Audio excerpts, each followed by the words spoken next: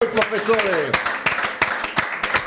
Alors, si vous gagnez l'équivalent de la Champions League, on va demander à Serge de faire un gage. Donc, il est 19h09. Si les filles gagnent la Coupe d'Europe cette année, Serge, vous ferez une roulade sur cette table. Est-ce que vous êtes d'accord ? Ouais, ça peut. Ça, c'est possible. C'est possible. Donc, vous ferez une petite roulade sur cette table. D'accord. Donc, les filles, maintenant, il faut gagner. Hein, parce que moi, pour ça, je suis capable de payer, s'il le faut. Est-ce que vous êtes encore. Vous avez le sentiment qu'il y a une victimisation du football féminin? On dit, voilà, les filles, le foot, c'est un truc de mec, etc. Vous le sentez de plus en plus ou de moins en moins? Est-ce que. Je ne sais pas si j'ai été très clair. Ouais, j'ai compris, ouais, merci. Pourtant, je n'ai pas été très clair. Non, c'est vrai que maintenant, quand on dit qu'on fait du foot, déjà, les gens connaissent un peu plus. C'est vrai qu'il y a quelques années en arrière, une femme qui faisait du foot, ça n'existait quasiment pas. Maintenant, surtout à Lyon, on a la chance quand même, à travers TLM ou LTV, que les gens connaissent vraiment l'équipe féminine. Surtout LTV. Oui, surtout LTV, Martin. Non, c'est vrai. Donc, c'est vrai qu'à partir de ce moment-là, on a quand même beaucoup plus de reconnaissance et il y a moins de victimisation, comme tu disais. Bon. Et dans la rue, les supporters vous parlent de quoi? Ils vous parlent des garçons? Ils vous parlent de vous? Ils parlent de quoi généralement? La question souvent qui revient, c'est est-ce que vous voyez les garçons? C'est ouais, marrant. Voilà, vous allez au match aussi et tout. Ouais. Vous les voyez, vous entraînez à côté et tout. Non, c'est sympa. Mais des fois aussi, ils nous félicitent quand même pour le parcours qu'on fait, notamment en Coupe d'Europe. Alors justement, en parlant des mecs, ça fait plaisir quand même de les voir de plus en plus nombreux lors de vos matchs. Je veux dire, au départ, il y en avait un, maintenant il y en a plusieurs, et j'ai l'impression que ça prend du volume comme ça. On est plus motivé quand on a un Govou dans les tribunes ou un Piquion. Vous savez, on ne sait pas forcément lorsqu'on débute le match, mais c'est vrai que ça fait plaisir, parce qu'on voit qu'il y a un réel intérêt au niveau du club, et ça montre que le club commence à être vraiment soudé, et qu'il y a vraiment une connexion entre le football féminin et le football masculin. Et lorsque vous savez que ces garçons en question étaient là dans les tribunes, et ben vous le savez quand à la mi-temps? Vous le savez non, généralement c'est après. Fin du match. On regarde après les résumés, sur LTV on entend Sidney Govou était au match ou Fred était au match, donc ça fait plaisir. Et quand vous rentrez dans un stade où il y a quelques milliers de personnes, après aller jouer à la Plaine des Jeux ou ailleurs, ça doit être difficile pour se remettre en question, j'allais dire, mais c'est presque ça. C'est vrai, c'est sûr que c'est difficile parce que c'est pas. Déjà au niveau des matchs, c'est pas le même niveau parce que quand on joue un match en Coupe d'Europe ou à la Plaine des Jeux, c'est pas pareil. Mais bon, après, on sait que on a toujours eu ce quotidien en fait de jouer devant peu de spectateurs. Donc une fois qu'on est à Gerland, c'est encore plus motivant. Mais c'est pas pour ça que quand on revient, on essaye de faire vraiment notre travail du mieux possible, quoi, de jouer le mieux possible et de prendre du plaisir. Alors j'ai regardé quand même quelques matchs sur l'antenne de LTV. J'ai remarqué aussi qu'il y avait une dizaine de badgones. Avec le tambour, les chants, etc.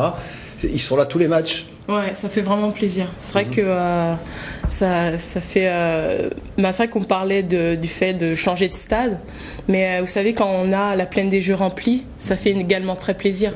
Et d'avoir ces supporters-là à Lyon, mais également se déplaçant à Paris et un peu partout en France. Donc c'est vrai que ça fait énormément plaisir. On a le sentiment que l'équipe de cette saison est vraisemblablement la plus forte que l'OL n'ait jamais eue dans le football féminin, avec des dernières recrues encore pendant ce mercato, puisqu'il y a une fille qui a... Même en France, je ne pense pas qu'il y ait une équipe féminine aussi costaud que celle de cette année. Parce que ça a recruté il y a une semaine, il y a une joueuse qui est arrivée. arrivée. On a encore recruté une autre joueuse de Norvège, enfin norvégienne, je dirais. Et c'est vrai qu'on s'enforce de plus en plus. Il fait énormément de qualité dans l'équipe. Ouais. Il y a plus de concurrence du coup. C'est ça qui est plus dur. Concurrence, oui. À certains postes.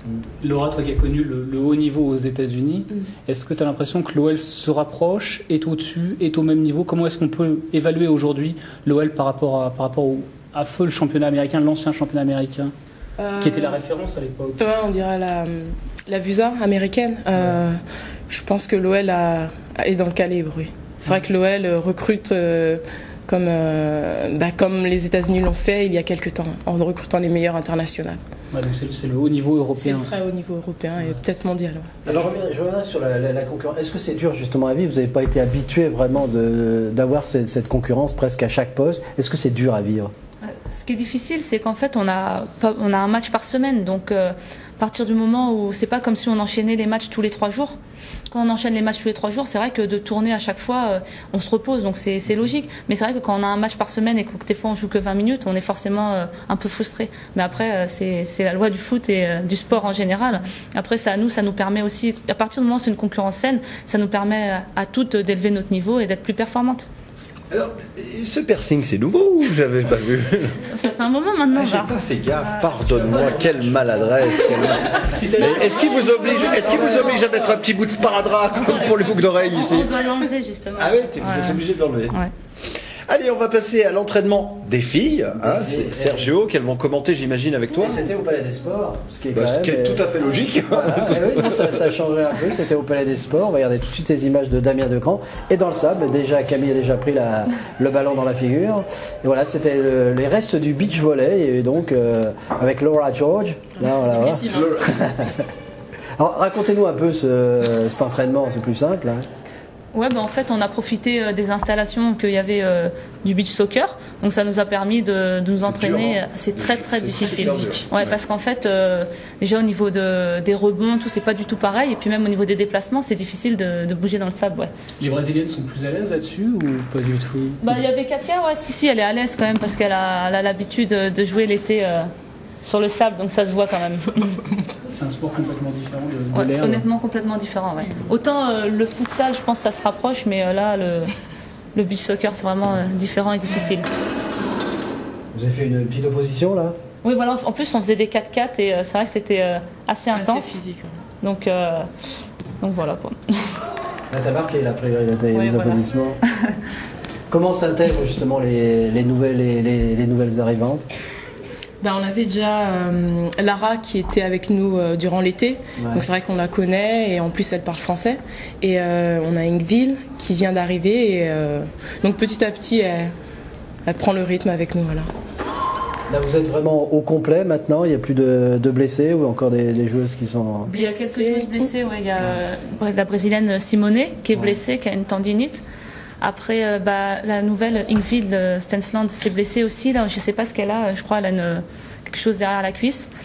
Et parce qu'en fait, j'ai pas pu lui demander parce que j'ai du mal à m'exprimer avec elle, donc c'est un peu difficile. Mais On peut s'attendre que. non, mais justement sinon pour la Coupe l'effectif. d'Europe, Après, vraiment, ça c'est des sera petites au blessures. complet. Il n'y a pas de voilà. grosses blessures, quoi. Ce match face à Duisbourg, c'est ça? Mhm. Comment c'est un gros match et c'est l'une des équipes favorites de cette Coupe d'Europe. Elle vient tout juste elle a battu Francfort qui était tenante en titre.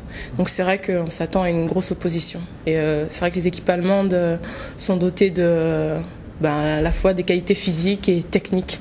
Donc c'est une équipe tout à fait complète et il paraît qu'elles sont dans notre registre. C'est un peu, juste une question sur les sports. C'est un peu comme l'ancien Bayern de Munich, c'est-à-dire c'est un peu l'équipe nationale allemande ou est-ce que c'est assez éparpillé encore là-bas, vous savez? Je pense que c'est encore éparpillé puisque Francfort a quand même pas mal d'internationales, mais Duisbourg en a pas mal et certaines jeunes qui commencent à vraiment faire leur place dans l'équipe nationale A. Alors,